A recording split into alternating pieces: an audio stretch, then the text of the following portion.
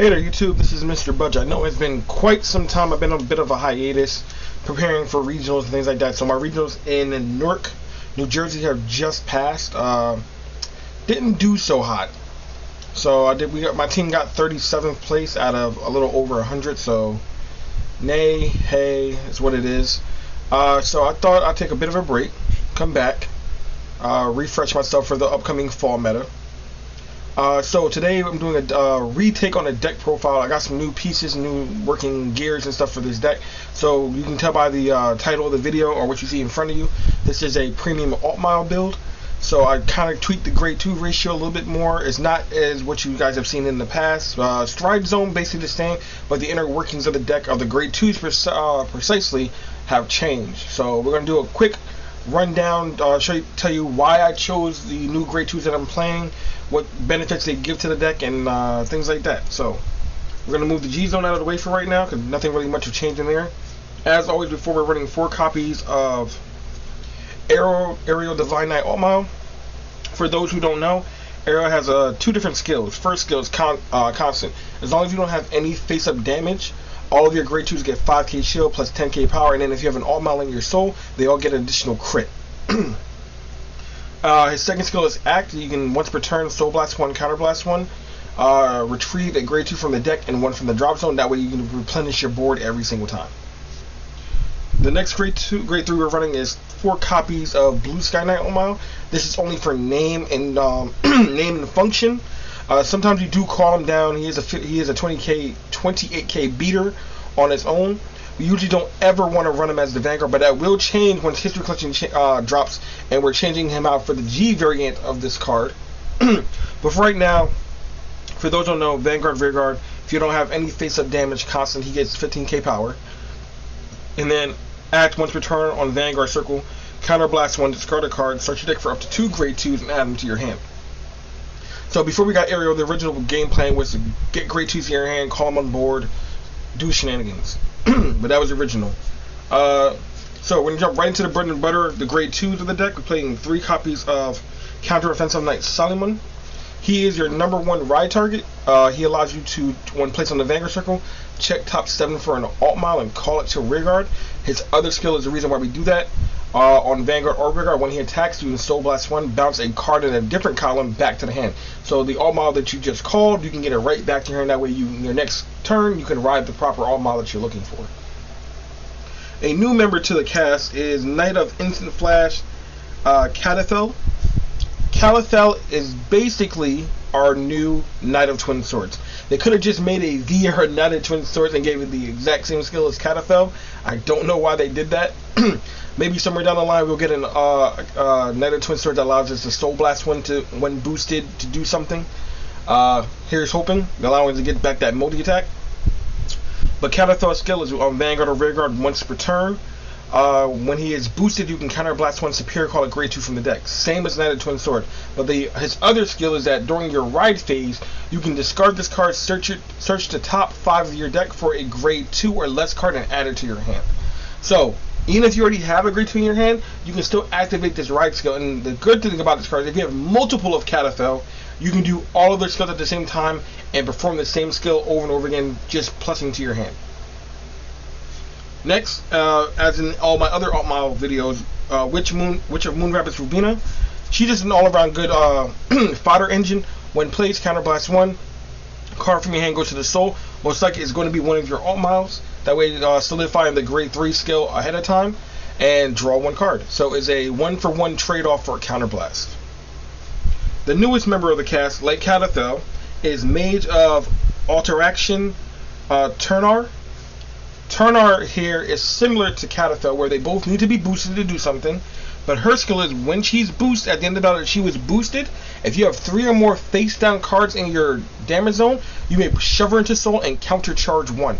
The reason why we want to do this is for Cadathel's skill, so that way you don't have to take so much damage in the early game to get his skill off. As long as you take up to 3 damage, you can literally do Cadathel's skill and immediately turn the card back face down. You don't have to take extra damage just to supply your Counter Blast skills anymore. So that's the reason why we play her. So normally what you want to do is you want to attack with Turnard first while boosted, countercharge 1, then attack with Catapult to turn it back down, call another grade 2, going right back into Altmile's Area Divine at Altmile's continuous effect. So you haven't lost any power, you gain pressure, and you gain multi-attack all in the same package. Because when your 3 cards are face down, she is swinging for 20k in a crit. Well, boosted, minimum of 28 in a crit. Boosted. So that's pressure, then you countercharge, Catapult brings the pressure right back. Speaking of which, we're going to go to our 2 booster units.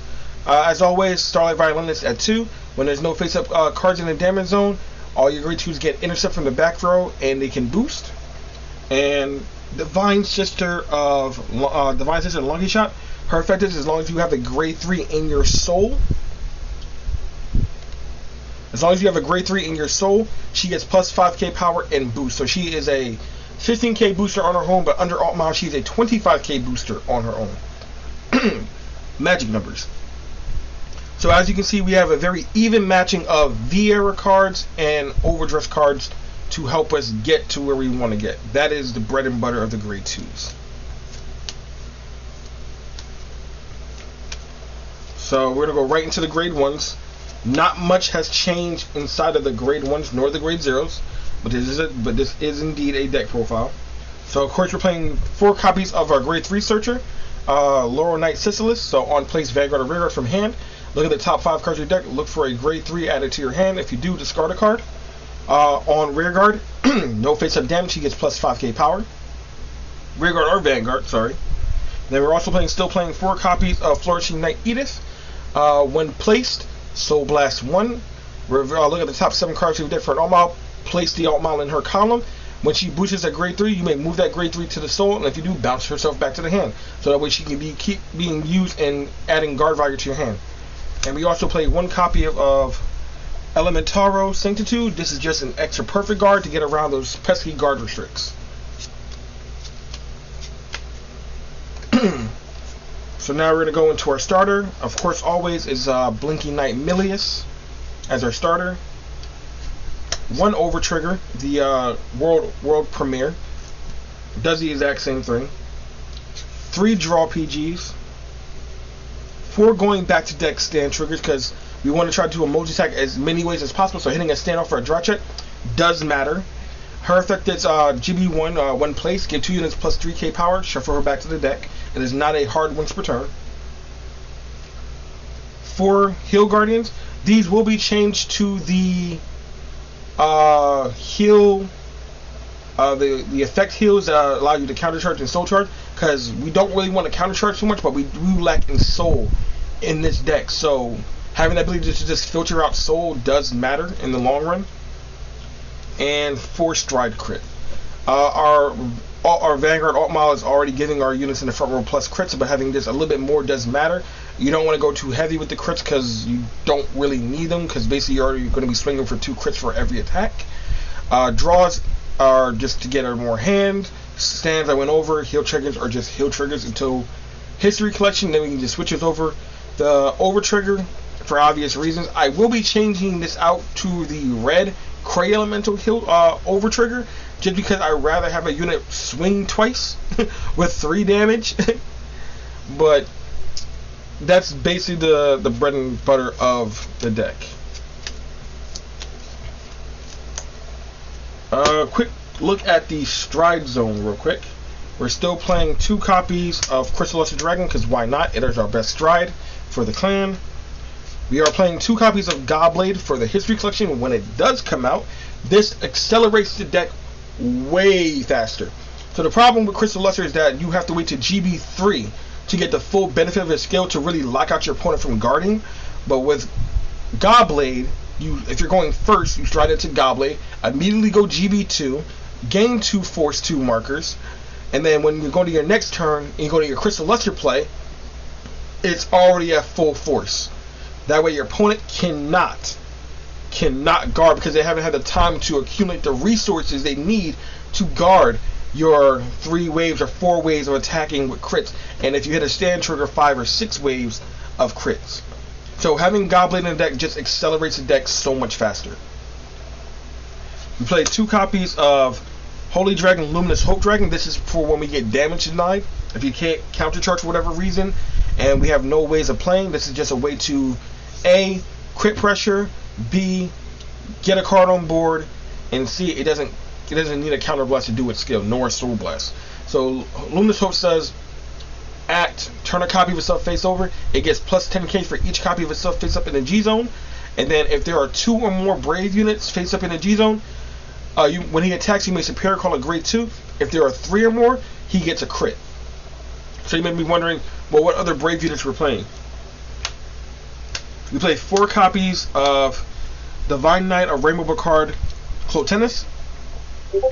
Clotennis is here to be our flip fodder for Crystal Luster, and then flip fodder for himself because he does turn up a card when he attacks.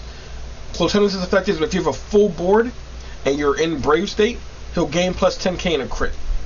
And when he attacks, you counterblast 1 for every face-up copy of himself in the G zone. You're allowed a Superior Call a grade 2 from your deck. This is just if they don't die on Crystal Luster and you're able to go into this, they'll die on this. We play 1 Dismal just to protect our back row, our Starlight Violence, for obvious reasons. We need that so we can intercept from the back row. We play 1 copy of Faithful Sacred Staff Morganis. Morganis just allows our grade 2s to become complete guards. For obvious reasons, get around pesky guards if we can't get Element Centario to our hand. 2 copies of Divine Knight of Holy Defense Grain. And Grain is the Altmile G Guardian. She becomes a 15k guardian when you complete her skill. If you have a Vanguard Altmile, Soul Blast 1, gain 10k shield. If you're in the Brave state, again another plus 5, so there's a 30k shield altogether. Then for Easy Guardian, we play 2 copies of Vivid Sacred Staff Argonus. If you have 2 or more grade 2s on board, he gets 10k to his shield. So he's very easy to get, very easy to get off, and he's our bread and butter when we want to guard. And I was talking earlier about force markers. This deck goes heavy for Force 2. Because we want, our rear guards are already swinging for forces, and they get somewhere in about the 40 to 50 range of power because of their columns, so we don't really need Force 1. But you want to, the idea of the deck is to go fast and to crit hard. So you need a Force 2 on your Vanguard circle, that way your entire front row is swinging for 2 damage constantly. So that's the way that you want to just get out, because unfortunately Altmile has always been a glass cannon type of deck. If you cannot kill your opponent fast enough, you will run out of resource and they will clap you hard. So that is the only way that Altmile that I can see that can be worked in the premium setting. You want to go fast, you want to go hard, you want to kill your opponent as fast as possible. We will be doing a fight video using this deck coming up very soon, so look forward to that so you can see how this deck is meant to be played, how does it do against the current meta, where its weaknesses are, and things like that. But if you enjoyed this video, if you want to see more, I will have more videos up later today. So this has been Altmile for premium. I will be doing Fenrir for premium later today. If you guys have any choices, I know a lot of people have been buying the new deck create cases for Pale Moon and Grand Blue. I do have a Ghosty deck profile up. I will be doing an updated version of it. My own personal twist on the deck of how I would like to run it. But I know I've been going up against a lot of Grand Blue players lately. Pale Moon not so much, but Grand Blue has been becoming a mainstay in the thing. We will also be doing some overdressed decks for standard deck profiles. A few of them I have, and a few of them we're trying to get out to you and things like that. So look forward to a lot of videos and some collaborations in the works. So this has been Mr. Budget. Glad to be back. Looking forward to the fall meta and seeing what comes new of it. So as always, like, subscribe, all that other good stuff, and we will see you later.